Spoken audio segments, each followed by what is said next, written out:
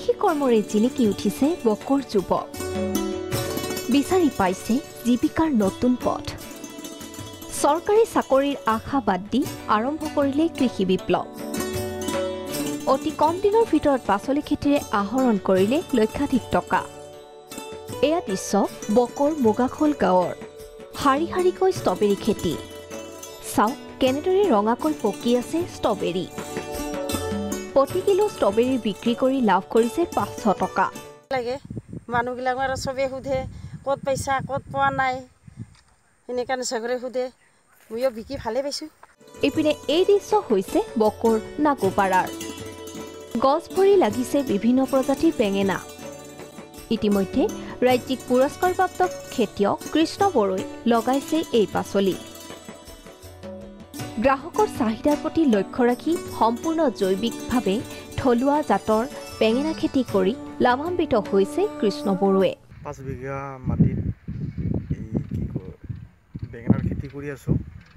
বেঙেনা খেতিৰ লগতে বিভিন্ন শাক পাচলিৰ খেতিও ইয়াত আছে বেঙেনা খেতিৰ আগতে ইয়াত মানে অমিতা খেতি কৰিছিলো অমিতাৰ মাজত বেঙেনা লগালো প্ৰায় 1 বছৰ হ'ল বেঙেনা ইটো মানে আমাৰ থলুৱা জাতৰ এই বেঙেনাটো আমাৰ কৰা হৈছে ইয়াত বিভিন্ন প্ৰজাতিৰ থলুৱা বেঙেনাৰ খেতি চলি আছে লগতে বকৰ বিভিন্ন অঞ্চল মুগাখোল ভোগদাবাৰী নাগোপাৰ আদি অঞ্চলত অমিতা জিকা ভোল বেঙেনা ব্ৰকলি খেতিৰে স্বাৱলম্বী হৈছে বহু খেতিয়ক কৃষ্ণ বড়োক আদৰ্শ হিচাপে লৈ আগবাঢ়িছে বকৰ বিভিন্নজন ইতিমধ্যে যোৱা 17 বছৰ ধৰি জড়িত হৈ আছে বেঙেনা অমিতা কল তৰমুজ বন্ধাকবি ফুলকবি ওলকবি জলকীয়া কুঁহিয়াৰ ভোল জিকা কোমোৰা ব্ৰকলি ষ্ট্ৰবেৰী খেতিৰ লগত যাৰ দ্বাৰা লক্ষ লক্ষ টকা উপাৰ্জন কৰি আহিছে কৃষ্ণ বড়োৱে আনহাতে যোৱা 20 বছৰ ধৰি বকো হাইস্কুলত 4ৰ্থ বৰ্গৰ পদত দৰমহাবিহীনভাৱে কৰ্তব্য পালন কৰি থকা প্ৰশান্ত বড়োই ব্যক্ত কৰিলে নিজৰ মনৰ কথা তেওঁৰ পদতো স্থায়ী নিযুক্তিৰ কথা এৰি যোৱা 3 বছৰ ধৰি কৃষ্ণ বড়োৰ সৈতে খেতি কৰি লাভান্বিত হোৱাৰ কথা 1999তে মই আমাৰ বকো হাইস্কুল বুলি কিনে এখন স্কুল আছে বকো হাইস্কুলত মই সোমাইছিলোঁ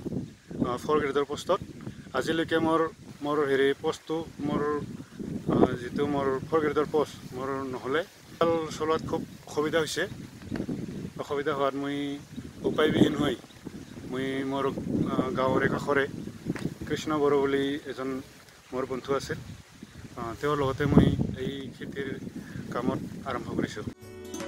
বকৰ পৰা চন্দন মজুমদাৰৰ ৰিপৰ্ট প্ৰাগ নিউজ